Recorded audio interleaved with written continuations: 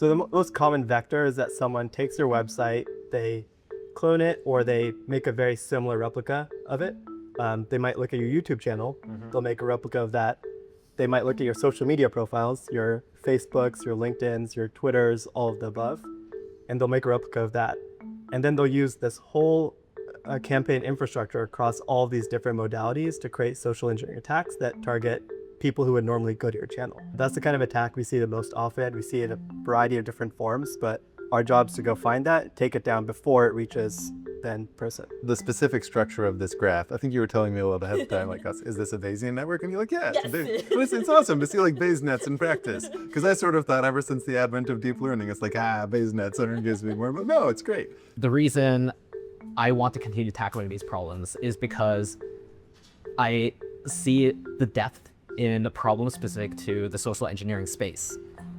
Because something as simple as just how do we surface like how many attacks we took down to someone, right? And what's the best way to communicate that? Something as simple as how do we even know which entities on the internet our customer really owns without, they don't even know, like they don't even have the list for us. So how do we find that for them?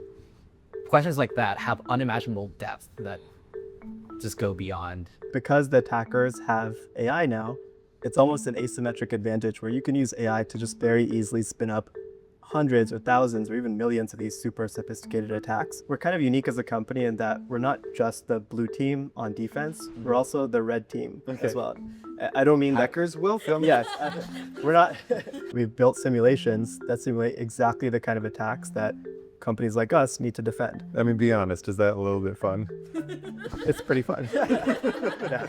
We get a chance to work on really large scale, difficult problems without being a large company and having the resources that, normal large companies get to easily solve these problems. So I think that sort of forces everyone to think in really creative and like interesting ways. Ultimately, what we're trying to build is the social engineering defense company that can solve social engineering attack vectors of all kinds.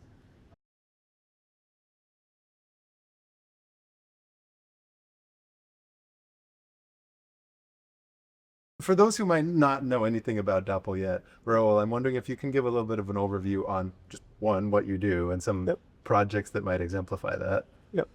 Yeah, so Doppel is a cybersecurity company. We are the social engineering defense company. So ultimately what we do is we identify social engineering attacks, we take them down.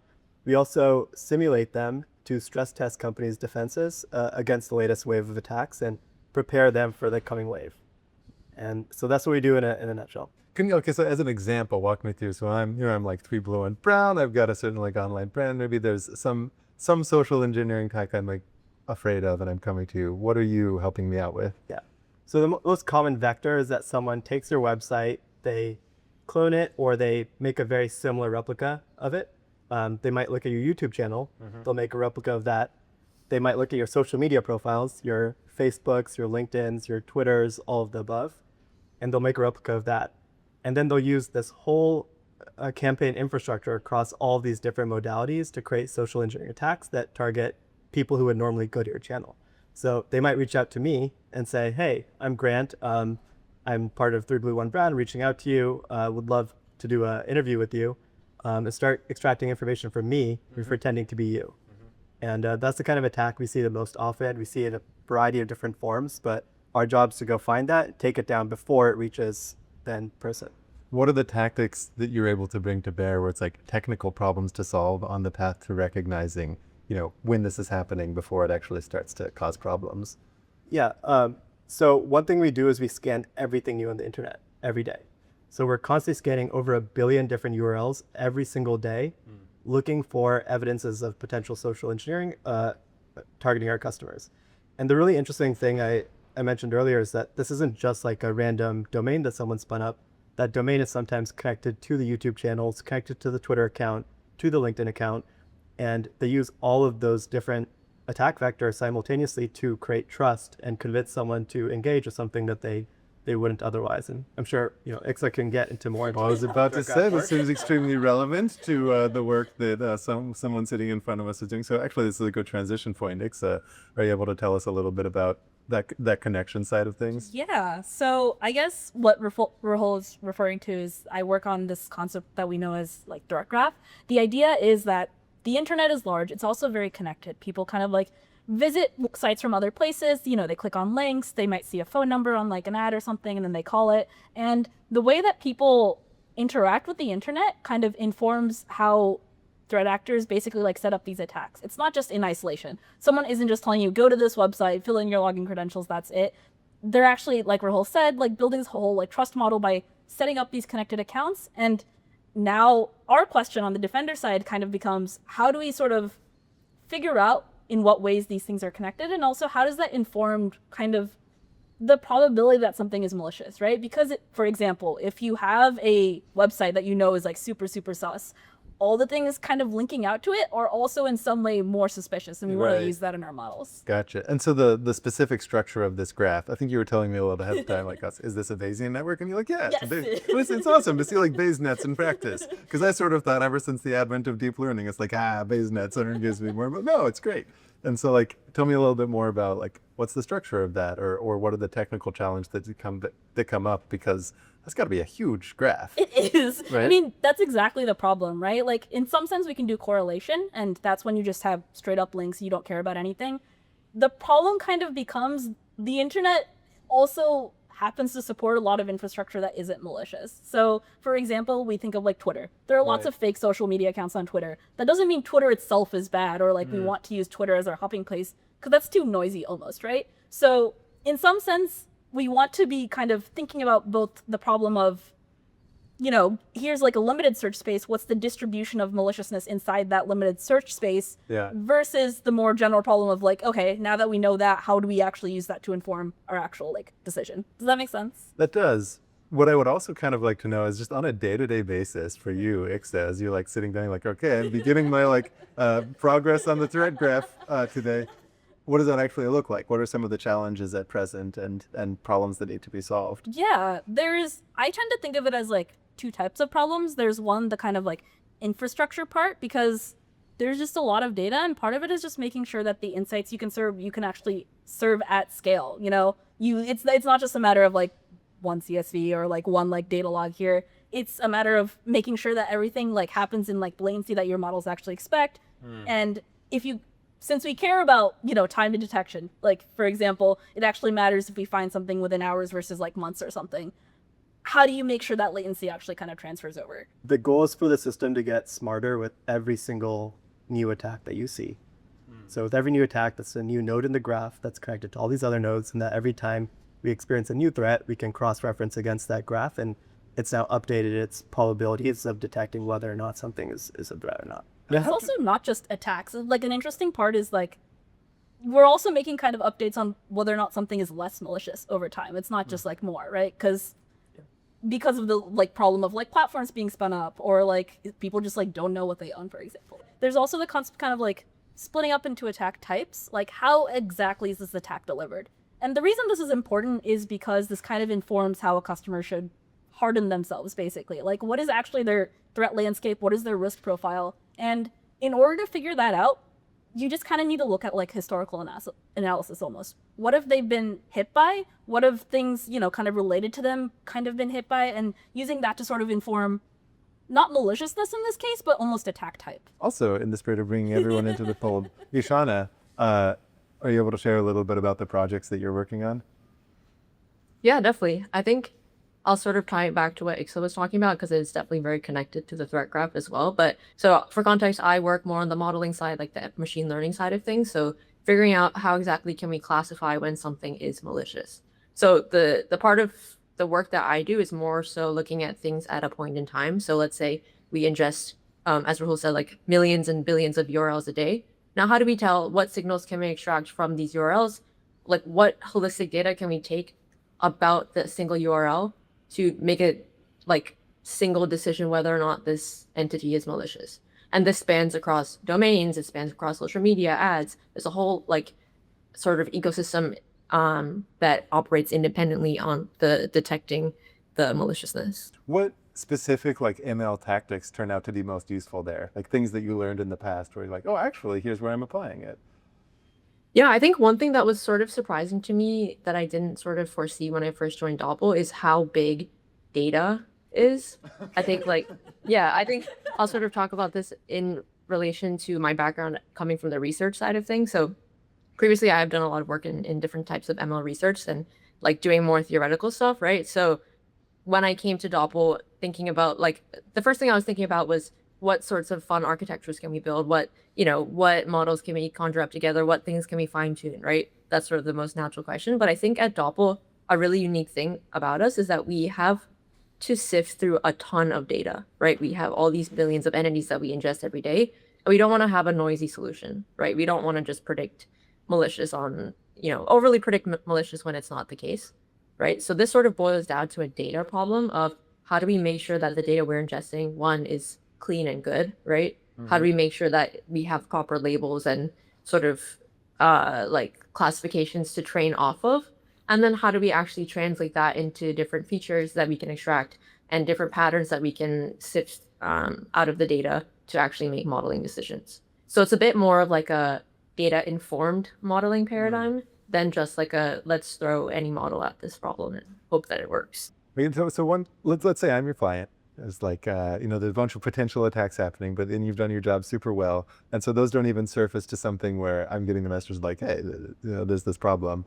Like, how do I know that, like, it's this bizarre thing where the better you do, the less I'm thinking about it. Yeah. Right. And so like, there's a little bit of a tension there on the computer security side, right? Yeah, there is always that tension. One thing about Doppel is from the very beginning, we said we would do all the work for you too. This is not like a dashboard where we surface a bunch of alerts. We want to find the problem. We also want to remediate the problem on your behalf. And so that's where we have agents doing all this work, fighting against all these attacks coming in. The nature of social engineering right now is changing extremely quickly. And so that's the biggest thing, is that because the attackers have AI now, it's almost an asymmetric advantage where you can use AI to just very easily spin up hundreds or thousands or even millions of these super sophisticated attacks. And so this is just a moment in time where the defense needs to catch up to where the attackers are. Yeah. And so it's kind of incumbent on us to almost catch up by using all the latest AI technologies to actually not just, be able to detect these things, but also predict where the attacks are going to happen. And I think because of the sudden rate of change, like tools like Doppler are needed more than ever. The thing is, besides it just being an arms race, there's also a really interesting challenge for us as a company, because even though people may know, like in their heads, that a threat is present and that we're helping defend against them, it's different from the problem of really educating them. I think back to one specific story that I heard, which is about lime juice and scurvy. Okay. It's the one where, people had cured like scurvy by introducing lime juice to ships, right? In like 1700s, 1800s England. I don't really remember. But because it worked so well, people forgot why they were doing it in the first place. And so when people like went in extreme conditions, like to the North Pole, and scurvy popped up again, people didn't realize there was a problem with the lime juice. And like theories just went everywhere again. So we face this problem of we sort of have to keep educating our customers on, one, like, what are we really doing for them? And two, now that we are also in like the holistic business of social engineering defense, just what they are at risk of with phishing simulations. One of the big questions is basically like, as it sits on both sides, offense and defense, is there an asymmetry there, right? And like, how do you think about this in terms of like the adversary? They can spin up so many more phishing scams or whatever it might be because of AI. But like you as Doppel, you also have a certain like superpower now, and like all tech companies do that you didn't before. So like, how do you see that balance sitting right now? Like, is there an asymmetry? Has that asymmetry shifted at all? Does it remain uncertain? Yeah. I think it's easier to spin up an attack than it is to detect the attacks, right? We have to ingest everything across the internet to find all these needles in the haystack. And that's where it's just a really hard engineering problem. And you can actually shift the balances of that asymmetry with some really good engineering. And we figured out some very efficient ways to actually be able to scan through billions of these pieces of entities every single day for as little of a cost. as possible. The other side of this is that we're kind of unique as a company in that we're not just the blue team on defense, we're also the red team as well. I don't mean Hackers will film. Yes, we're not we're not trying to launch attacks on people out of the blue, but I think the unique thing about us is that the best way to understand the mindset of the attacker and the framework of the attacker is to actually literally put yourself in their shoes and actually build those tools yourself. And that's what we've done. We've built simulations that simulate exactly the kind of attacks that companies like us need to defend. I mean, be honest, is that a little bit fun?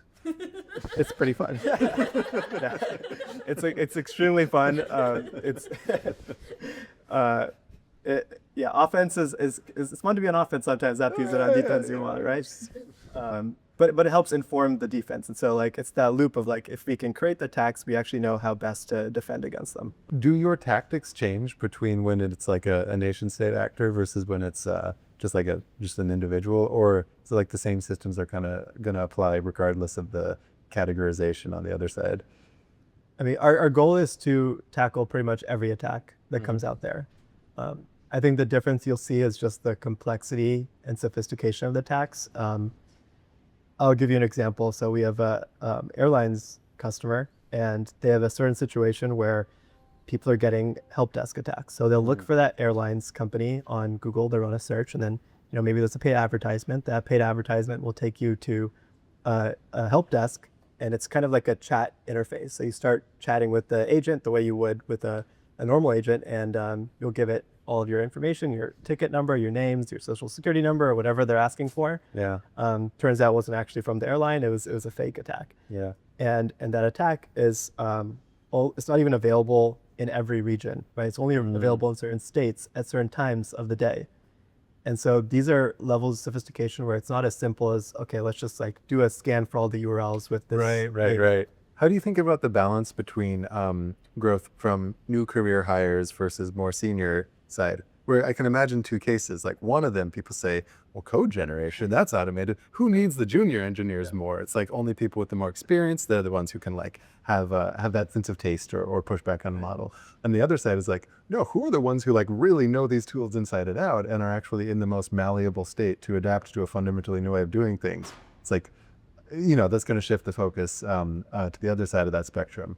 How do you think about it? One thing I've noticed is that adaptability is one of the most important traits right now because the models are changing so quickly. But I mean, like you need to reevaluate a lot of your assumptions about how software engineering should work every couple of months. And I've seen some correlation, but not even that much correlation between experience or age and that skill set. I think some people have it and some people don't. And, it's not necessarily tied to number of years you've worked as a software engineer. You said a minute ago that half of the things that you believed 6 months ago are now false. Yeah. Can you give me some examples of like belief updates that you've had? Yeah. I think something we were talking about earlier is the transition between vibe coding to the way coding can be done now. And I think people have been vibe coding ever since the initial coding models in Copilot came out. And that was a great way to generate a lot of code very quickly. But it wasn't necessarily the most reliable or most maintainable code. And so when you talk to a lot of software engineering leaders, you hear them say quite often that maintenance is now where a lot of the time is going as a percentage of time of engineers' time. And I think we're now at a world where the models actually can write maintainable, great high-level code as long as you provide the correct guardrails and infrastructure for it to do so. So I think the engineering organizations that are able to figure out how to create those guardrails are going to be more productive than ever and have even less maintenance work than in the pre-AI age. And the ones that don't are going to get overwhelmed by a bunch of code bloat and really slow down. Yeah. Ishana, given how much has changed in the ML world, right? I'm curious if you have any similar answers in terms of looking at beliefs you had, let's say 6 months or a year ago, about the kind of work that you're doing compared to now, if there's any belief updates, just given how quickly things change. Yeah, I will say, I think the biggest things for me is one, scale and infrastructure is pretty important. And I think that's something that I initially thought vibe coding would be able to handle pretty easily, right? It's able to spin up the infrastructure to serve a model as, like it pretty easily. All of it's code at the end of the day. But I think it like 6 months ago, maybe I thought like, oh, like we can just trust everything that, this AI model is saying in terms of setting up the infrastructure to serve this model. But now I'm like, actually, I don't think that's necessarily true. I think we actually have to be a lot more critical and assess, okay, is this, infrastructure setup something that is actually maintainable for our like company needs and how much volume we process and how many customers we have. And I think that requires a lot of like back and forth between like the human operator and the actual, coding model, which I didn't really foresee. Shifting a little bit in gears, I feel like there's always a line of questioning around what a company does, and then a little bit more of a personal line around like why the individuals like made the choice to do it.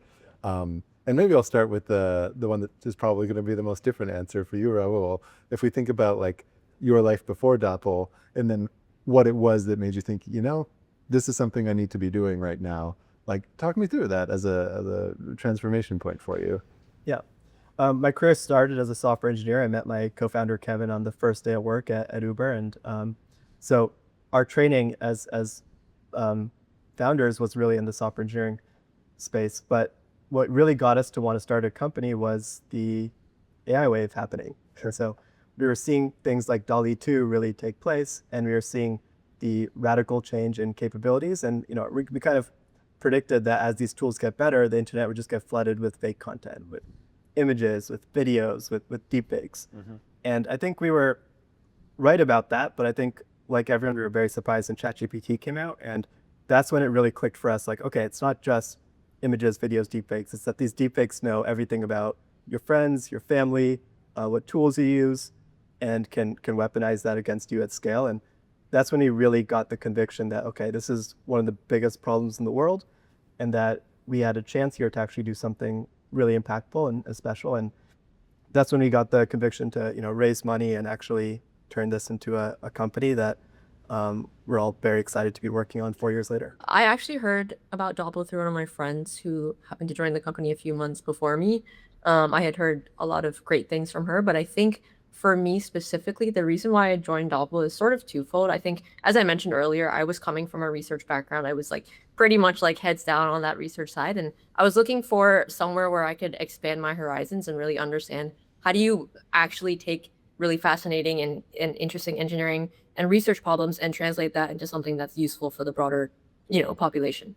So that's part of it. I think another part of it is also just hanging out with the people. I think it's very evident when you talk to any of the engineers that people actually care about what they work on here. People are pretty excited about what they work on. They really dive deep into the problems that they're sort of handed. And I think that's a very unique characteristic about the people here. And then I think the last thing is that we get a chance to work on really large scale, difficult problems without being a large company and having the resources that, normal large companies get to easily solve these problems. So I think that sort of forces everyone to think in really creative and like interesting ways in how to solve these huge problems without, blowing compute or, like sending it off to a different team with a lot more headcount, right? So it's a very creative, I think, community and awful. How similar is that, Victor, in terms of like your answer to the same question? How did you hear about it? What made you decide to join? Well, it's very similar in one respect, which is that I decided to join due to a friend saying very good things about Doppels. I was the friend. But I think what's more important than why I decided to join is why I sort of continue to work on problems at Doppel, which is that, which I say because the problems that we face now are so different from the problems we faced 2 years ago. And the reason I want to continue tackling these problems is because I see the depth in problems specific to the social engineering space.